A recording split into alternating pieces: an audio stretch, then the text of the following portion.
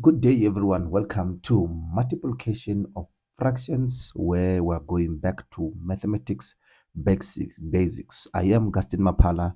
Let's have a look at these ones. Mathematically, the basics are saying if you're multiplying fractions, this is what you have to do. Let's say, for an example, you are given A over C multiplied by D over E. So what you do, you multiply the top with the top. So what you're going to have A times D, then you multiply the bottom with the bottom. Okay, therefore you're going to have C times E.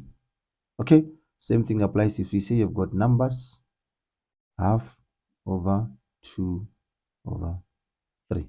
What you do, you multiply the top and the top, so it's going to be 2 times 2. That's what I'm saying. And then 2 times 3. Therefore, you should be able to have 2 over 6, which you can simplify further and say 1 over 3. Okay, so with that in mind, let's go ahead and do our examples.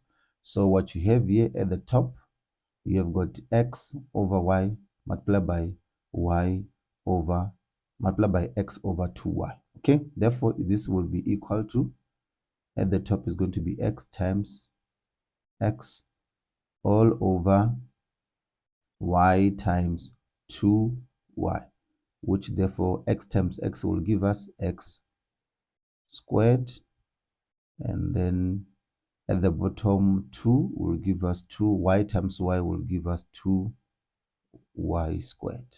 Okay, great stuff. So let's come to example number 2. Example number 2, it's saying 5y, so it's going to be 5y